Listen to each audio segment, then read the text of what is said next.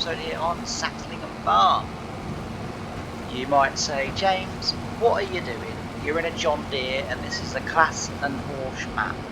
It certainly is, for us. So today I'm out on contract. Today we are having our sugar beet harvested by the local contractor, and I am helping out on said tractor and trailer. So there's two of us running tractors and trailers, and when I go back to the farm I'm also keeping the pelletizer running as well. I'm basically being used to keep the harvester going while Frederick on the other tractor is just back at the farm tipping and then on his way again. So we, as I say, we're sort of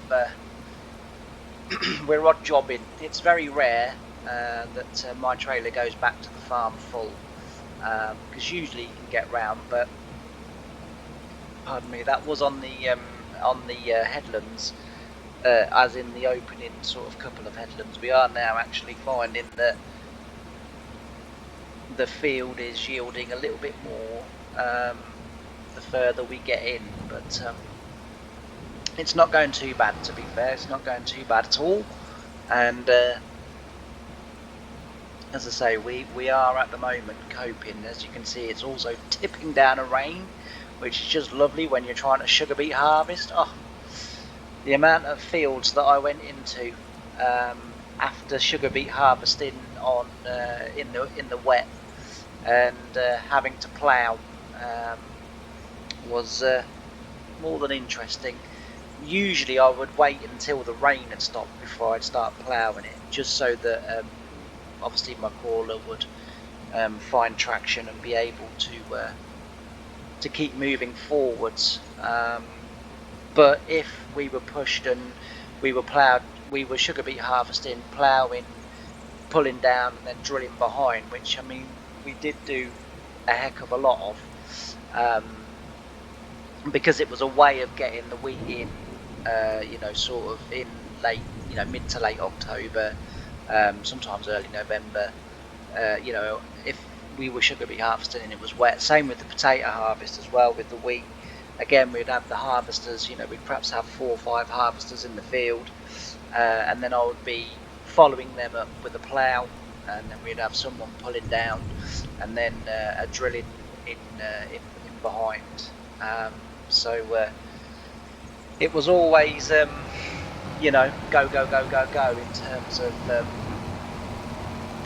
in terms of wheat drilling, and of course ploughing it directly behind the harvester, in the wet, meant that everything could still travel.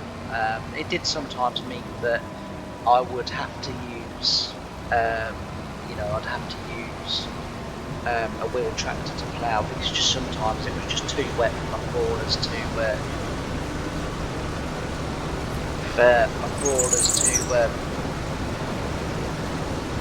be able to cope with the wet. Let's try and get some in the back, shall we? Because in real life that would be tipping over the front. Right, there we go.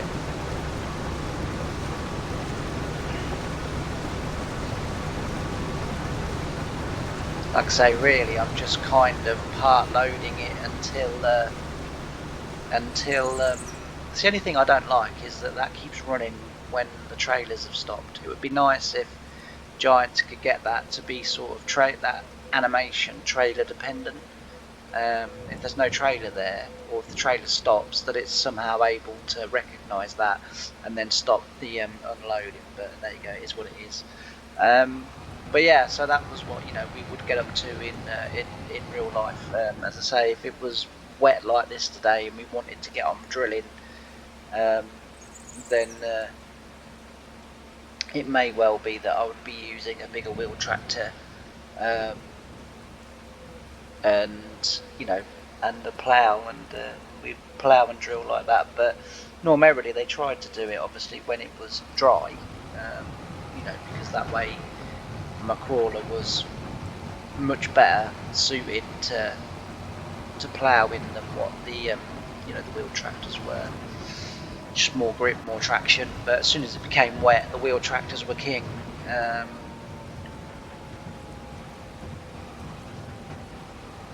Just sort of looking to see where he might be, because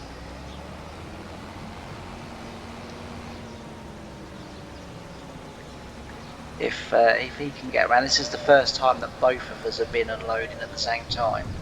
I have just been letting him unload because he's been able to get round, but the last time he wasn't able to get round, so he's already back. So we'll go and get this little load off the sugar beet harvester, and then we'll head back ourselves, but we will unfortunately now have to go the very long way round.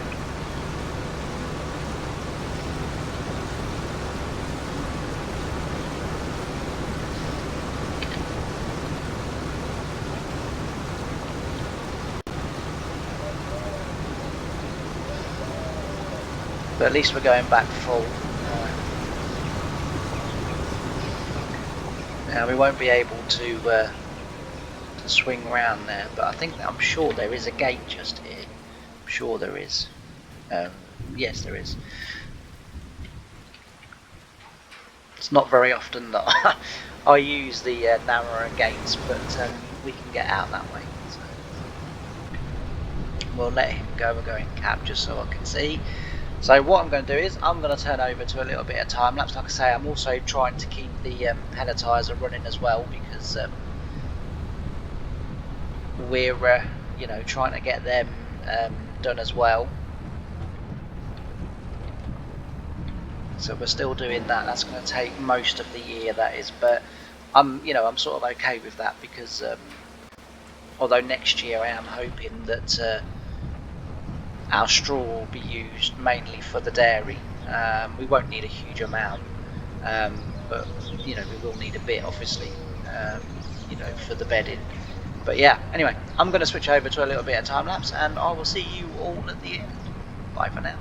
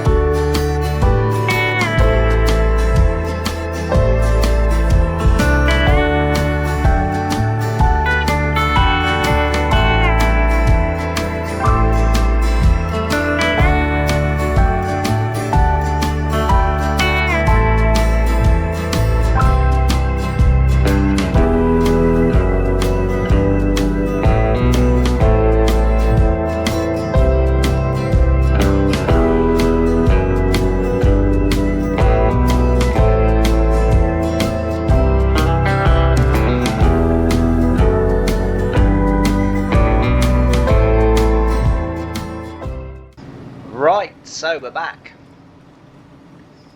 and we are getting on very nicely indeed. We've certainly done quite a bit of pellets today. We'll have a look exactly, because the one cool thing about this mod that this mod comes with is a built-in output monitor, so you can see how much you're doing in a day, and sort of what your stats are. And as us boys know, it's all about stats, right? Oh no, that's something else completely. Sorry, ignore me. But yeah, you can see what the stats are to the actual machine. So we'll have a quick look. For those of you that didn't realise, that maybe use this but didn't realise it comes with the mod of the pallet. We're churning them out. So today, if you look in the top left in your hood there, today's output until now is 2,000. Hang on, I can't see that, it's too small. 2,554 bags and 64 pallets. The supply will last for 12 minutes, and the fill level at the moment is 3,800, I think that says. So it gives you a little bit of a sort of clue as to what you're doing, and yeah, it's pretty good. As I say, we've been seriously getting through the pellets today. We've done quite a bit today, so I'm really pleased with the way this is going. Sugar beet harvest is still going very well. We are currently not far from finishing that first field. We've got 3 more to do. Whether I do another video on sugar beet harvesting, I'm not sure. See, I'm always torn, because you know, the purists would say, oh, you know, you've done a video, you don't want to be doing another video. My counter argument to that, I do see, you know, you've already done a video, you don't want to be doing another video. That's exactly the same as the video before. But I am a farming channel, and sometimes, you know, jobs run into days. See, the thing, I was thinking about it sort of while I was recording this actually, and I was kind of sort of thinking, but how come, you know, I'm just using you know, one particular YouTuber, I'm not going to name them, but one particular YouTuber who does daily videos, and you look at kind of, you know, sort of what they're doing, and every day is something different, right? And you sort of, on the one hand, that makes sense to me, because like you say, but then I sort of started to really look at, okay, how are their videos so different to mine? And the first thing to sort of notice is that they have maximum, like, you know, 3, maybe 4 fields maximum. They don't never go beyond that. 1 crop to each field, so they're only ever growing sort of 4 crops at any one time, and that's how they're able to, you know, sort of keep it going through. Whereas I like to play the game as though it's an actual farm, and so therefore, you know, I have blocks of crop, I have blocks of wheat, blocks of, you know, rape, sugar beet, potatoes, you know, whatever the crop is, I have blocks of it. And also as well, the YouTuber that I was kind of sort of been studying used much smaller fields, so it meant that they could get all 3 fields done in one episode, whereas obviously, you know, I prefer, again, bigger fields, because I prefer a little bit more realistic kind of gameplay, in the sense that I like, you know, so I know we've only got 1 sugar beet harvester in the field at the moment, but you know, we sort of kind of don't need to, but then, you know, when we're drilling or whatever, you know, we usually have a tractor in there, and sort of try and do it as I did it when I was at work. So I'm always kind of torn, and I'm never quite sure what I should do. So for, like, in my head, it's a kind of case of, well, you know, you're a farming channel and you're farming at the moment, and at the moment you're in November, and at the moment you're of doing sugar beet, so there ends up being sort of 2-3 videos of sugar beet. Well, that's what it is, but I do understand that then that might be the reason why. I don't know. I'd be really interested to hear sort of your guys' thoughts on that, because as I say, I'm always really torn between wanting to do it my way, but understanding that that might be what's having a detrimental effect in terms of YouTube, and that actually what I should do for YouTube purposes is choose maps with smaller fields, have no more than 4 fields, and then just do things like that. And the other thing as well that they always avoid is sugar beet, potatoes and stuff like that. So like I say, I don't know, but anyway, I'm going to end this episode here. I hope you've enjoyed it. I've really enjoyed. I honestly, like, when I woke up this morning at sort of silly o'clock, 5 o'clock, I thought, oh God, I'm doing sugar beet today on Saxlingham. And I got up with a skip in my step and made my cup of tea, and I was humming away and sort of kind of forgetting that everyone else is in bed, and I've been really sort of pumped and excited to be doing this. As I say, I live for farming, and through circumstances that are beyond my control, I can no longer work on the farm. This for me is the next best thing. This is as close as I'm ever going to get to it again. Just to sort of give it some sort of perspective, if I wanted to do a video a few days ago of me spending the day with Kerry and sort of kind of recording her day, and we got about an hour and a half into the video, and I was that tired. I just said to her, I'm going to have to go home. I said, because I literally, I said, we've climbed in and out of the tractor twice. I said, we've set off all my heart symptoms, and I feel shocking.